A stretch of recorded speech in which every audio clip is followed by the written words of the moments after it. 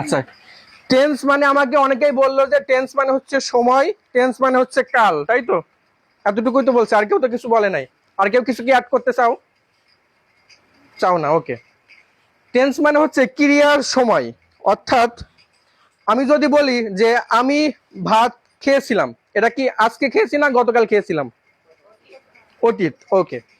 আমি আমি আগামীকাল ঢাকা যাব, এটা আজকে যাব না আগামীকালকে যাব? ওকে। আমি এখন পড়াচ্ছি, এটা কি এখন পড়াচ্ছি না আগামীকাল পড়াইছি নাকি গতকাল পড়াইছি? বর্তমান, ওকে। আর এই যে তিনটা রূপ, এই তিনটা রূপকেই মূলত এই যে আইডেন্টিফাই করা সময়, একটা আগামীকালকে, আগামীকাল একটা সময়, গতকাল একটা হয়ে গিয়েছে, এখন একটা হচ্ছে, এই তিন ধরনের সময়কে মূলত টেন্সের মধ্যে থাকে। সেটা হচ্ছে প্রেজেন্ট, পাস্ট, ফিউচার, তাই তো? আচ্ছা, তাহলে টেন্স কয় প্রকার? টেন্স তিন প্রকার। আচ্ছা, টেন্স কাকে বলে এগুলো পরীক্ষায় জীবনেও আসবে না, আপনারা খালি জানেন যে ক্রিয়ার সময়কে টেন্স বলে, এতটুকু জানলে হচ্ছে। যেহেতু পরীক্ষা আসবে না আমি আর লিখলাম না। ওকে, টেন্স তিন প্রকার কি কি ভাই? প্রেজেন্ট, পাস্ট আর ফিউচার। ওকে,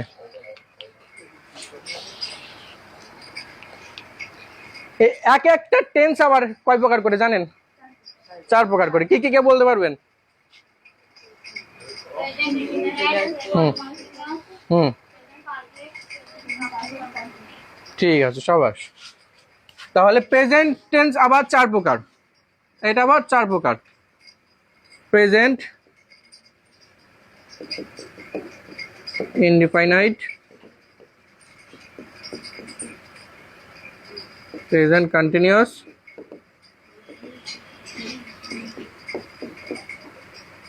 প্রেজেন্ট পারফেক্ট,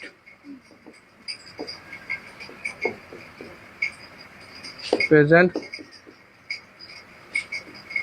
পারফেক্ট কন্টিনিউয়াস। পাস্টেও এরকম, পাস্ট ইনডিফিনাইট, পাস্ট কন্টিনিউয়াস,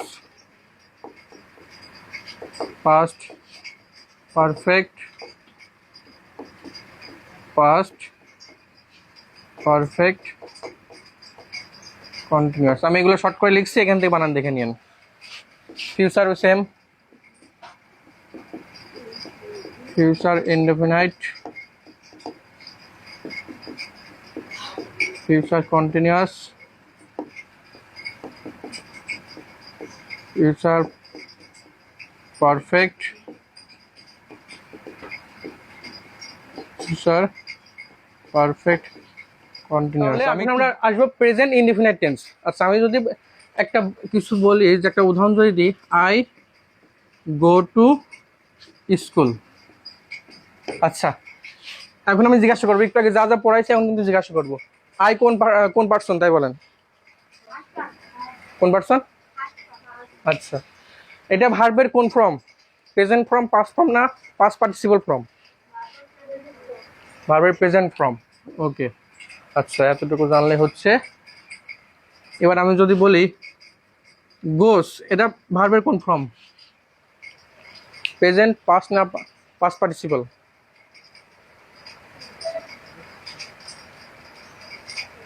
এডুকেটিক্যাল লাগছে, তাই তো? এটা ওয়েন টু না, তারপরে আপনার গানও না, এখানে আমরা গোস, নতুন একটা বিষয় চলে আসছে। আচ্ছা, এটা হচ্ছে ভার্বের প্রেজেন্ট ফর্মই, কিন্তু যখন ভার্বের প্রেজেন্ট ফর্ম যখন সিঙ্গুলার হবে তখন সেটা হচ্ছে গোস। ওকে, এটা এখনো শেখাই নাই, শিখবেন সামনে। তাহলে আমরা বললাম যে আই হচ্ছে কোন পার্সন? First person. হি কোন পার্সন ভাই? হি।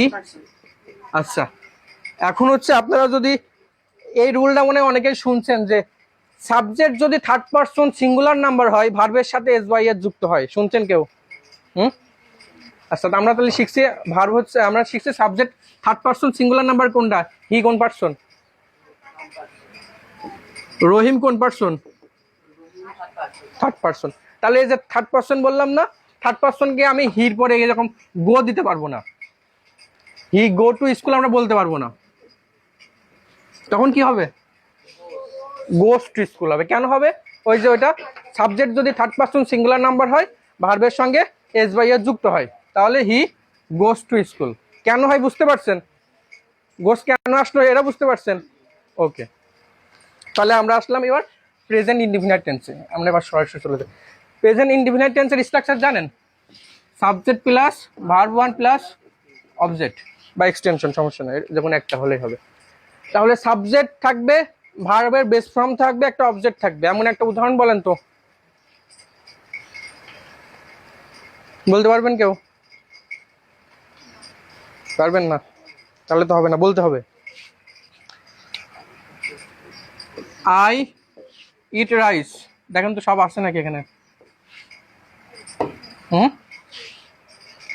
সাবজেক্ট আছে, ভার্ব আছে, ভার্বের কোন ফর্ম? প্রেজেন্ট ফর্ম, তারপর অবজেক্ট। ওকে, আমি ভাত খাই, তাই তো? তাহলে প্রেজেন্ট ইনডিফিনাইট টেন্স হচ্ছে এমন টেন্স, সেটা হচ্ছে যেটা বর্তমানে কোনো কাজ করতেছি, আমি আপনাদের পড়াচ্ছি, এটা হচ্ছে প্রেজেন্ট কন্টিনিউয়াস টেন্স হয়ে যায়। এটাই পরে উদাহরণ আমি বলতেছি। অর্থাৎ টিচার টিচার টিচেস স্টুডেন্ট, অর্থাৎ শিক্ষক ছাত্রদেরকে পড়াচ্ছে। এটা একটা কোন টেন্স? মানে পড়াচ্ছে, কোন tense?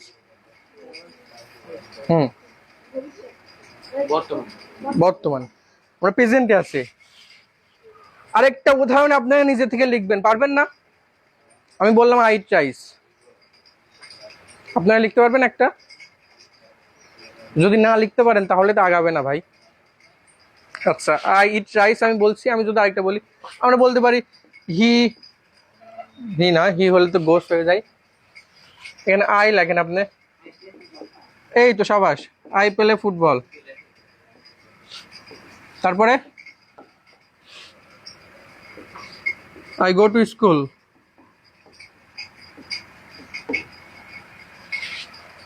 I read book.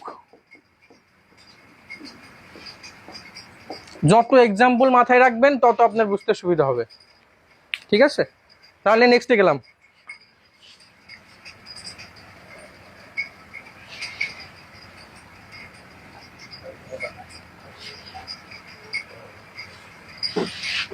Present continuous এবার।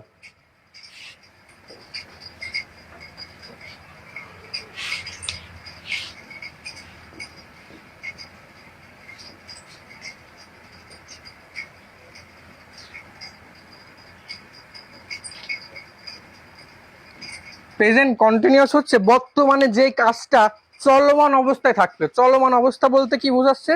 অর্থাৎ হি ইজ রিডিং বুক, সে বই পড়িতেছে, সে বই পড়তেছে, তাই তো? অর্থাৎ সে একটা কাজ করতেছে, এখনো করছে।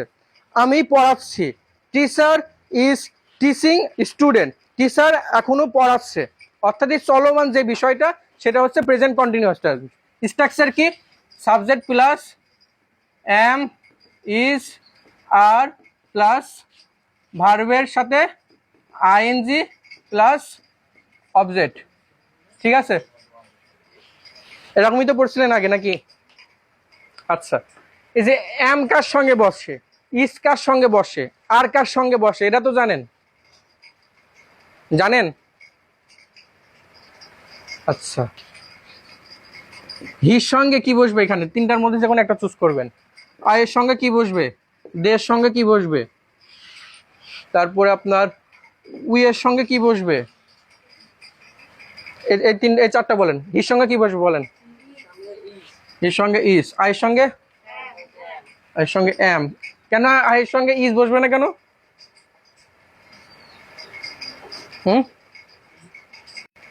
আচ্ছা, দের সঙ্গে কি বসবে? দের সঙ্গে আর, উইর সঙ্গে, উইর সঙ্গে আর। পারেন তো, বাট বলতে পারছেন না, তাই তো? আচ্ছা, এইগুলো এরকমই যে, হ্যাঁ ভিতরে আসুন। তাহলে আমরা দেখতে পেলাম যে এখানে প্রেজেন্ট কন্টিনিউয়াস টেন্সে সাবজেক্টের পরে তিনটা, এগুলোকে কি ভার্ব বলে জানেন? এই যে এগুলার নাম কি জানেন? বিভার্ব। বিভার্ব বলে, আরেকটা নাম বলে বিভার্ব বলে, আরেকটা নাম হচ্ছে অক্সিলারি ভার্ব, যেটার বাংলা হচ্ছে সাহায্যকারী ভার্ব। অর্থাৎ এরা ভার্বের সাথে সাহায্য করে, পুরা মেন ভার্ব কিন্তু এটা। এই যে ভার্বের সঙ্গে আইএনজি দিছি না, এটা কিন্তু মেইন ভার্ব। এর সঙ্গে হচ্ছে অক্সিলারি ভার্ব বসবে। আসো, ক্লাস কয়টা থেকে? 6:30 থেকে না 7টা 8 বাজে।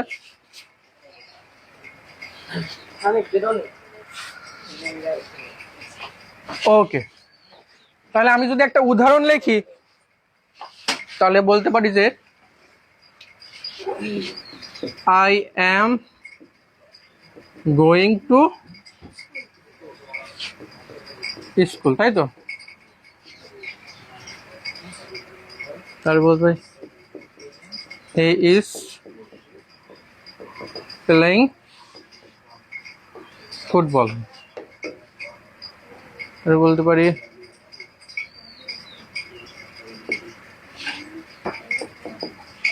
Habib is reading book. Habib কোন পার্সন? এগুলো কোনো সময় বলা যাবে না, আমি এই জন্য এটা প্রথমে শিখাইছি। যারা পরে আসছে তারা তো হয়তো মনে হয় বুঝতে পারবেন, আপনারা বুঝাই দিবেন। আচ্ছা, তাহলে I am going to school, আমি স্কুলে যাচ্ছি, একটা চলমান বিষয়, অর্থাৎ এখন আমি স্কুলে পৌঁছাই নাই, আমি বাসার দিকে রওনা দিয়েছি, স্কুলে যাচ্ছি, মাঝামাঝি সময় যেটা, এই সময়টাকে আমি বলতেছি যে I am going to school. এটা হচ্ছে চলমান বিষয়, এটা হচ্ছে প্রেজেন্ট কন্টিনিউয়াস টেন্স। বুঝতে পারছেন সবাই? একটা এই 3টা উদাহরণ লিখছি, একটা উদাহরণ লিখতে পারবেন নিজের মতো? পারবা? আমি ভাত খাই, এটাতে বলো।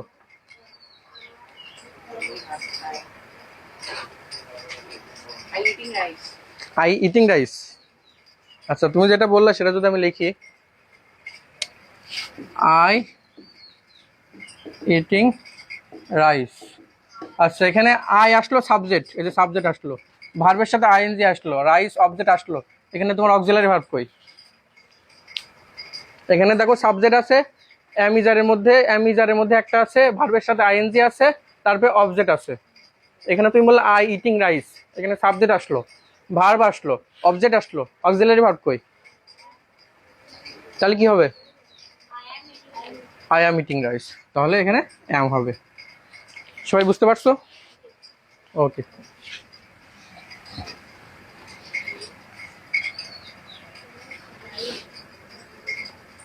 স্ট্রাকচার মনে থাকবে তো, স্ট্রাকচারের সঙ্গে একটা করে এক্সাম্পল মাথায় রাখতে হবে, তাহলে কোনো সময় ভুল হবে না। আমরা এখন চলে যাই প্রেজেন্ট পারফেক্টে।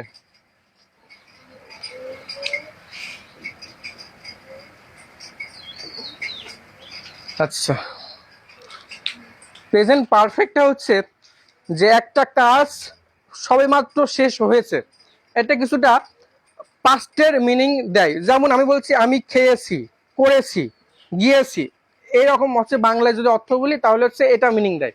আচ্ছা, ইংরেজিতে স্ট্রাকচারটা কি? আমরা জানি যে সাবজেক্ট প্লাস হ্যাভ অথবা হ্যাজ, তারপরে ভার্বের কোন ফর্ম? ভার্বের থার্ড ফর্মে একটা উদাহরণ বলো। প্রথমে শিখাইছি গো, ওয়েন্ট, গান, ইট, এট, ইটেন। তাহলে এখানে কোনটা হবে? ইট হবে নাকি এট হবে? ইটেন হবে, সবাস। ওকে, তাহলে আমার এই ভার্বের 3 নম্বর ফর্ম। হ্যাভ কার সঙ্গে বসে, হ্যাজ কার সঙ্গে বসে এটা তো জানো। এটা হচ্ছে হ্যাজ হচ্ছে সিঙ্গুলার ফর্ম, হ্যাভ হচ্ছে প্লুরাল ফর্ম। সব কি মাথার উপর দিয়ে যাচ্ছে নাকি বোঝা যাচ্ছে কিছু?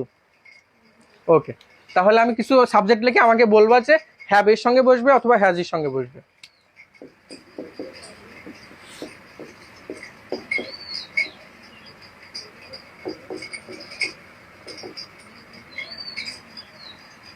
ওকে, এর সঙ্গে কি বসবে? এর সঙ্গে হ্যাজ। ওকে, আয়ের সঙ্গে কি? সবাই হ্যাভ। ওকে, উই সঙ্গে উই হ্যাভ। তারেক রহমান বলে উই হ্যাভ এ প্ল্যান, তাই তো? দের সাথে, দের সঙ্গে আর তো নাই এখানে, দের সঙ্গে হ্যাভ। রহিমের সঙ্গে রহিম হ্যাভ। আচ্ছা, হির সঙ্গে হ্যাজ বসলো, কেন বসলো এটা জানতে হবে তো, এই জন্য প্রথমেই তো পার্সন শিখাইছি। সাবজেক্ট যদি থার্ড পার্সন সিঙ্গুলার নাম্বার হয় তাহলে ভার্বটা হচ্ছে সিঙ্গুলার হবে। আচ্ছা, আমরা আরেকটা বিষয় শিখি, সেটা হচ্ছে সাবজেক্ট যা হবে ভার্ব সেটা হবে। সাবজেক্ট যদি সিঙ্গুলার হয়, অর্থাৎ সাবজেক্ট যদি সিঙ্গুলার হয়, ভার্বটা হবে হচ্ছে সিঙ্গুলার। সাবজেক্ট যদি প্লুরাল হয়, ভার্বটা হবে প্লুরাল। আচ্ছা, সাবজেক্ট সিঙ্গুলার কোনটা সেটা তো আমি প্রথমেই শিখছি, যে first person, second person, third person. Subject যদি, এই যে ফার্স্ট পারসন কি, ফার্স্ট পারসন আমি, আমরা, এটা হচ্ছে প্লুরাল সাবজেক্ট। সেকেন্ড পারসন তুমি, তোমরা, এটা হচ্ছে প্লুরাল সাবজেক্ট। থার্ড পারসন হচ্ছে সব, হচ্ছে বাকি সব, এটা হচ্ছে সিঙ্গুলার সাবজেক্ট। আর এই সিঙ্গুলার সাবজেক্ট নেবে সিঙ্গুলার ভার্ব। হি কি, হি কোন পারসন? রহিম কোন পারসন? তাহলে হির সঙ্গে হ্যাজ হইলো, রহিমের সঙ্গে হ্যাভ কেন হইলো?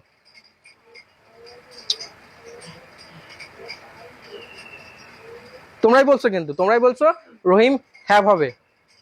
তাহলে কি হবে, কোনটা ঠিক হবে সেটা বলো। রহিম হ্যাজ হবে, রহিম হ্যাজ হবে, কেননা রহিম হচ্ছে থার্ড পারসন। আমি কিন্তু বারবার একই জিনিস রিপিট করছি, পারসন, ভার্বের ফর্ম, এটাই কিন্তু মেন। টেন্স শিখতে হলে এটা কিন্তু আমার লাগবে, এর জন্য আমি ওইটা আগে দেখাইছি। তাহলে রহিম হ্যাজ, রহিমের সঙ্গে হ্যাজ বসবে, বাদ বাকি ঠিক আছে। আয়ের সঙ্গে হ্যাভ বসবে, উইর সঙ্গে হ্যাভ বসবে, দের সঙ্গে হ্যাভ বসবে। তাহলে পাস্ট প্রেজেন্ট পারফেক্টের স্ট্রাকচার কি বলো দেখি সবাই। সাবজেক্ট প্লাস, দেখে দেখে বলো। V3 বলতে ভার্বের কোন ফর্ম? 3 নম্বর ফর্ম, অর্থাৎ গান, অর্থাৎ ইটেন, তাই তো? ওকে। প্লের 3 নম্বর ফর্ম কি হবে? প্লেইং না, প্লেইং তো না। প্লেইং তো হচ্ছে ভার্বের সঙ্গে আইএনজি, আর প্লের হচ্ছে 3 নম্বর ফর্ম হচ্ছে প্লে, প্লেট, প্লেট। তোমরা সবাই একটু যে কোনো গ্রামার বই থেকে উইক ভার্ব, স্ট্রং ভার্ব, অর্থাৎ ভার্বের যে 3টা ফর্ম আছে এটা পড়ে নিবা। 2-3 পৃষ্ঠা আছে, এটা সম্পূর্ণ পড়ে নিবা। প্লে দেখবা যে কিছু কিছু বিষয় ডিফারেন্ট আছে, তারপরে সবাই ইডি ইডি যুক্ত আছে। যেমন প্লে, প্লেট, প্লেট। তারপরে আমি যদি বলি, যেমন কিছু কিছু পরিবর্তন, যেমন এই যেটা বললাম যে গো, ওয়েন্ট, গান, ইট, এট, ইটেন। তারপরে হচ্ছে টিস, টট, টট। টিসের এটা আবার একটু কঠিন। তারপরে রিড, রিড, রিড, মানে রিডের ক্ষেত্রে আবার 3টা আবার সেম। তো এই বিষয়গুলো 2-3 পৃষ্ঠা আছে, তোমরা এটা দেখে নিবা। আচ্ছা, তাহলে একটা এক্সাম্পল বলো দেখি কেউ। আই ইট রাইস, আমি প্রথমে বলছিলাম আই ইট রাইস, এটা কোন টেন্স? এটা কোন টেন্স? Present indefinite. তাহলে এই স্ট্রাকচার থেকে এই স্ট্রাকচার একটা বানাও দেখি, বলো কেউ, দেখে দেখে বলো। এই সেম সেন্টেন্স থাকবে, আমার এই স্ট্রাকচারে পড়বে, যে কেউ। হ্যাঁ বলো, বলো, এদিকে বলবা, বললে বলো। সাবাস। তাহলে এখানে সাবজেক্ট বসবে আই, এখানে অক্সিলারি ভার্ব কোনটা বসবে? হ্যাভ, হ্যাজের মধ্যে হ্যাভ বসবে। হ্যাঁ, কারণ এটা হচ্ছে প্লুরাল সাবজেক্ট, আই হচ্ছে প্লুরাল, হি হচ্ছে সিঙ্গুলার। সিঙ্গুলার কোনটা সেটা হচ্ছে সবসময় থার্ড পারসন হচ্ছে সিঙ্গুলার হবে, বাদ বাকি সম্পূর্ণ হচ্ছে প্লুরাল। অর্থাৎ আমি, আমরা, তুমি, তোমরা, এটা হচ্ছে প্লুরাল, প্লুরাল ভার্ব নেবে। তাহলে আই হ্যাভ ইটের 3 নম্বর ফর্ম হবে। ইট হচ্ছে প্রেজেন্ট ফর্ম ছিল, এখন আমার আসবে 3 নম্বর ফর্ম, ইটেন আসবে। আই হ্যাভ ইটেন,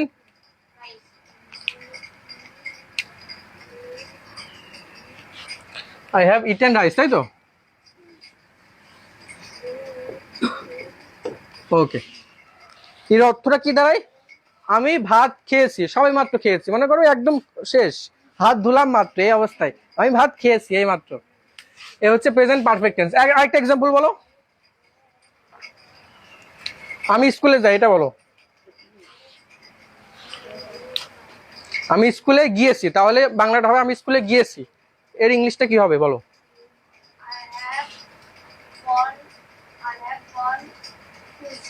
শাবাশ, এরকম স্টুডেন্ট তো লাগবে। I have gone to school. Okay, বোঝা যাচ্ছে এদিকে? বোঝা যাচ্ছে? ওকে।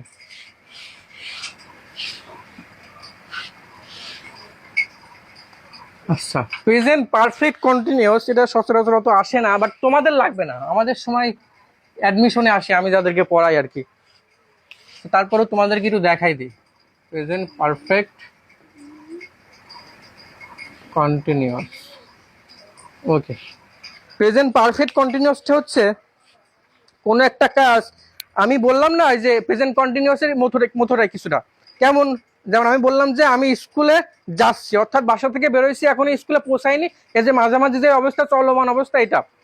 এখন প্রেজেন্ট পারফেক্ট কন্টিনিউয়াস হচ্ছে আমি 2 ঘন্টা ধরে যাচ্ছি, যেখানে সময়টা উল্লেখ থাকবে, এখানে সময় উল্লেখ থাকবে। এটার সাথে কন্টিনিউয়াসের পার্থক্য হচ্ছে এখানে সময় উল্লেখ থাকবে, সময় উল্লেখ থাকবে। কিভাবে স্ট্রাকচারটা কি, সাবজেক্ট প্লাস হ্যাভ অথবা হ্যাজ প্লাস ভার্বের সাথে আইএনজি, হ্যাঁ বিন হবে, হ্যাজ বিন, তারপরে ভার্বের সাথে আইএনজি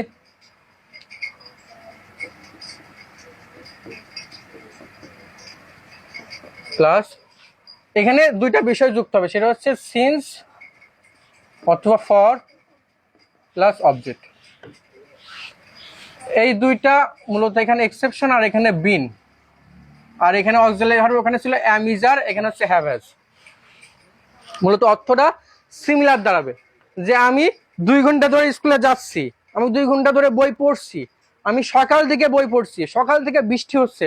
এই এক্সাম্পলগুলো হচ্ছে প্রেজেন্ট পারফেক্ট কন্টিনিউয়াস টেন্সে পড়ে। তোলো তারপরে এক্সাম্পল লিখছি। আই গো টু স্কুল, এটা হচ্ছে প্রেজেন্ট টেন্স, তাই তো? এটা প্রেজেন্ট ইনডিফিনিট টেন্স না? তাহলে এই টেন্সটা থেকে এই টেন্সটা বলো দেখি কিভাবে হবে, যখন যেটা বললা পারফেক্টের মতো। এই টেন্সটা থেকে প্রেজেন্ট পারফেক্ট টেন্সে এই সেম উদাহরণ দিয়ে করতে হবে, বলো। মানে জাস্ট বসাই দাও, তাই হয়ে যাবে।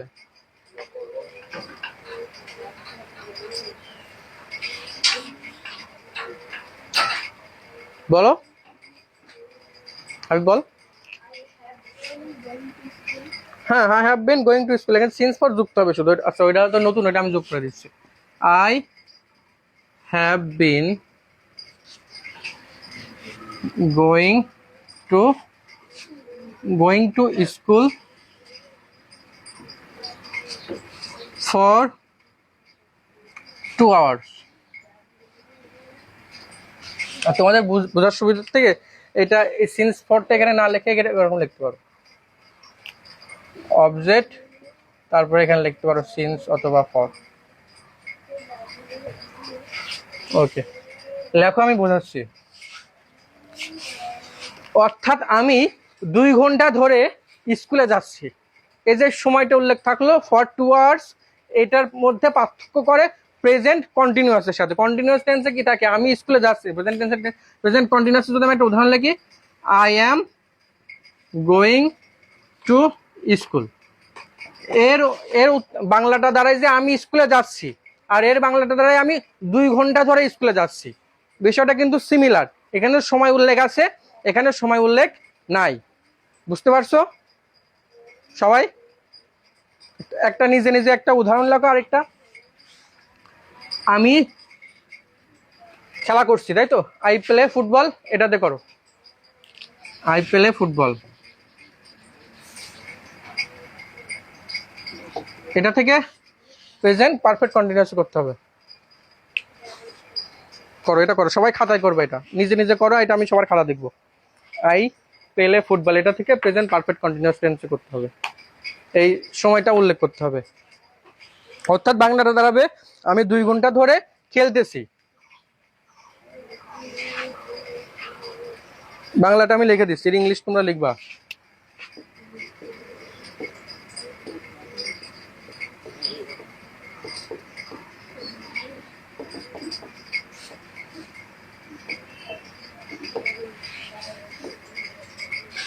ওকে, এর ইংলিশ লিখতে হবে, সবাই খাতায় লিখবেন নিজের মতো করে, আমি সবার খাতা